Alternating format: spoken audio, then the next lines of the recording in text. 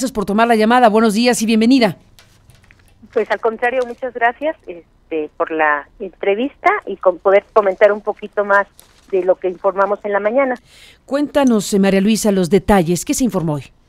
Se informó que primero quisiera comentar algunas cosas, porque creo que ha metido un poquito de ruido. A ver, venga. Una es que el programa, ya no se llama Programa de Estancias Infantiles, cambió a Programa de Apoyo para el Bienestar de Niñas y Niños de Hijos de Madres Trabajadoras.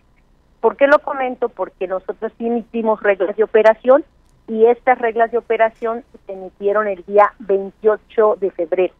Las publicamos, ahí se pueden corroborar que están publicadas esas reglas de operación. Después comentarte que lo que estamos haciendo es un cambio de planteamiento de cómo se va a ejercer el programa, así como tú lo dijiste. El planteamiento es que en sí el apoyo llegue directamente a quien es responsable del niño o la niña, en este caso la madre, el padre o el tutor, que le llegará directamente un apoyo para el cuidado del pequeño o la pequeña. Se hacen esos cambios porque todos los programas integrales de bienestar están planteados que sean con menos trámites y que llegue directamente a quienes están dentro de los programas. Y también quisiera comentarte en algún sentido de lo que decía nuestro presidente, el licenciado Andrés Manuel López Obrador, que y para dar a entender un poquito más al público. En el caso del programa de estancias infantiles, estaba a cargo, en este caso, de CDSOL, Secretaría de Desarrollo Social, y lo que hacía era dar un monto de 950 pesos por niño, pero lo daba directamente y lo gestionaba quienes eran responsables de la estancia. Y quienes tendrían que revisar que el espacio donde se cuidaba a las niñas y los niños estuviera bien, y era con un permiso anual, era Protección Civil, en este caso el municipio, porque era un permiso de local para hacer un servicio de cuidado. Y quienes veían si las niñas o los niños estaban bien cuidados era el DIF. Y quien otorgaba el recurso era la Secretaría de Desarrollo Social. Pero si algo no estaba bien en cuestión de cuidado de los niños o no estaba bien en la cuestión de local, por ejemplo, el caso que si las ventanas a lo mejor estaban muy bajas o que no habían extintores, y no podían hacer una observación aunque ellos colocaran el dinero. Lo que tratamos de hacer nosotros como Secretaría de Bienestar es dar orden en este sentido a el objetivo de este programa. Si el objetivo de este programa es el cuidado de las niñas y los niños en primera infancia, es justo apoyar a esas madres trabajadoras, padres trabajadores o quienes estén encargados de los tutores con un recurso para que ellos busquen la mejor opción para el cuidado de sus niñas y de sus niños. Aquí hay un gran tema, María Luisa, un gran tema, sí. Que tiene, bueno, por supuesto el tema mismo es enorme, pero aquí hay un tema importantísimo. Están ustedes como gobierno diciendo que no aceptan, no les parece buen modelo el modelo de la subrogación, por todo lo que han dicho, porque puede permitirse corrupción, simulación, un conjunto de prácticas indebidas que son las que han llevado a cerrar, digamos, este modelo en términos prácticos y abrir la ventana para entregar en directo el dinero a las personas. Ese es el tema. Pero aquí hay una discusión abierta sobre si, una vez que se afirma por parte del gobierno de López Obrador que no están de acuerdo con la subrogación, entonces la pregunta es ¿por qué no el Estado, que tiene la obligación originaria de dar este servicio a las familias de las madres trabajadoras, no lo hace directamente? ¿Por qué no se planteó para garantizar la profesionalización, los estándares, las garantías del cuidado y atención a los niños de las madres trabajadoras desde el propio Estado, tal como ocurre, María Luisa, con las estancias infantiles de las que tienen las trabajadoras del Seguro Social, las que trabajan dentro de esa institución, porque hay estancias que se hacen desde el propio Estado y que el Estado se encarga de ellas.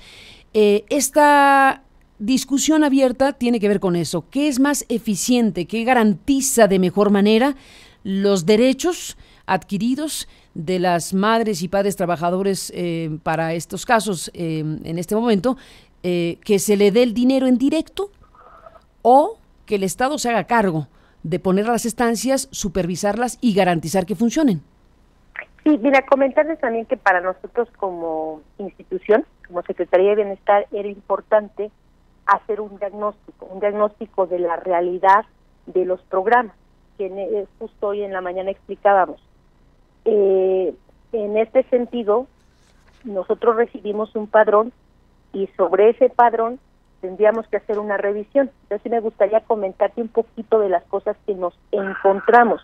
Eso es bien importante, porque de acuerdo al padrón que el caso de nosotros recibimos, hablamos que tenemos 313.511 madres o padres inscritos. Ese es el 100%. Y lo que no nos encontramos ya al hacer la validación es que no localizamos a 93.697. Pues estamos hablando de un 31.6% que no los localizamos. No los localizamos porque de acuerdo a lo que nosotros recibimos y que fueron lo que validamos, fue que para hacer el censo encontramos que no había domicilios que tuvieran calles y que fue difícil para levantar la parte de otra vez esa validación. Sí, entiendo, María Luisa, entiendo que digamos estamos frente a un conjunto de irregularidades y de situaciones que ustedes han descrito y cosas pues tremendas, como que si en una estancia se decía que había 100 niños, en realidad había 50, esas irregularidades están marcadas y es parte de lo que ustedes han decidido quitar y cambiar, pero déjame regresar a la pregunta esencial que te planteo. Más allá de el rechazo al modelo de subrogación que, según su análisis, ha producido todas estas cosas, la pregunta es si no se contempló como mejor opción y qué tipo de debate tuvieron para decidir lo que decidieron en lugar de otra opción, que es que el Estado, que tiene la obligación original de atender ese derecho de las madres a tener estancias infantiles para los niños, que el Estado se hiciera cargo de esa obligación original en lugar de transferir el recurso público a cada familia, porque aquí la pregunta va a ser ¿qué tipo de efecto va a causar esto? Hay las preocupaciones obvias de que el dinero puede ser que se use para otra cosa en lugar de en la atención de los niños. Se dio todo este debate de que los cuiden los abuelitos, en fin, toda esta discusión. Aquí el tema es si no está el Estado mexicano transfiriendo o haciendo a un lado su obligación original al entregar persona por persona los 800 pesos y bien a bien no sabemos qué va a pasar a la hora de la eficiencia en la atención y de la garantía de que los derechos de las madres y de los niños estén pues en primer lugar. Sí, entiendo bastante bien lo que nos comentas y lo que nosotros hicimos fue justo un primer diagnóstico y sacamos este programa y estas reglas de operación de acuerdo a como nosotros estamos planteando los demás programas integrales, pero no quiere decir que estemos en este sentido cerrados como Secretaría a no escuchar las otras voces. Eso sí me gustaría plantearlo porque como que se ha comentado como en un sentido de que no estuviésemos queriendo apoyar a la primera infancia. Somos un gobierno que escucha y ese sería el planteamiento, ¿no? Bueno, digamos, si están en el plan, estamos en una primera fase, lo planteo de esta manera. En esta primera fase ustedes dicen, se acaba la subrogación y damos en directo el dinero a las personas. Ese es un punto. Pero está abierta la puerta. Sí, y está abierta la puerta y lo que tú comentabas para que se puedan quedar también un poco más tranquilos. En el sentido del recurso que se va a dar nosotros a través del DIF, se van a hacer las supervisiones y ya se considera un recurso para esas supervisiones y entregarle al DIF para saber si ese dinero sí se está ocupando en el cuidado de la niña y el niño. Para nosotros sí es muy importante como institución saber que ese recurso se ocupe para eso. Pero ¿cómo lo van a hacer? O sea, van a ir a preguntar casa por casa, ¿llevó el niño a la escuela y por eso le dimos 800 pesos? ¿Y si no? No, yo creo que va a haber un mecanismo, lo va a diseñar. ¿No te va a salir más caro la supervisión? Mira, qué grandes ventajas veo ahora con el nuevo gobierno. las ventanillas a través de lo que son las secretarías de la Secretaría de Bienestar, que va a ser una ventanilla permanente para dar información y también para palpar la realidad en cada territorio, que eso no se había tenido. Hay estancias infantiles que administra, maneja y garantiza el Estado, que son las estancias para las trabajadoras del Seguro Social, es decir, para quienes trabajan en la institución, que por lo que sabemos son de las mejores que hay. Esa parte de la historia se mantiene. ¿Habrá estancias operadas por el gobierno para las trabajadoras de la institución Seguro Social? ¿Se mantienen esas estancias? Sí, este es un programa que llevaba Sedesol que se llama Estancias Infantiles. Aparte están las guarderías, que son del IMSS, y los PENDIS que los lleva a CEP. O sea, estamos hablando solo del programa Estancias Infantiles, que es el mecanismo que yo explicaba, 950 pesos por niño, y que quienes se les daba el recurso eran las responsables de la estancia, y quien llevaba en sí este programa pues era la Sedesol. Bueno, el gobierno, pues. Sí, me refiero, ese es el tema. Esas estancias se mantienen y entonces quiere decir que el gobierno sí mantiene la operación y supervisión de guarderías infantiles solo para las trabajadoras del Instituto Mexicano del Seguro Social. El resto de las trabajadoras que están afiliadas al seguro, pero que no trabajan en la institución del Seguro Social, tendrán que encontrar la manera de que con 800 pesos su niño o niña sea atendido en las estancias privadas que se mantengan de esta otra manera. Sí, así como tú me lo estás comentando. Ahora, ¿se cierra la puerta a que el gobierno mexicano ofrezca el servicio directamente para el resto de las trabajadoras, como lo mencioné con el caso de las que trabajan para el Seguro Social? Es lo que te decía, que en sí este es el primer diagnóstico que hacemos, emitimos estas reglas de operación a través de este programa, pero que no somos un gobierno cerrado a un diálogo en este sentido de escuchar, y dependemos mucho de las necesidades en la realidad. ¿Qué escenarios tienen, María Luisa? Rápidamente te lo pregunto.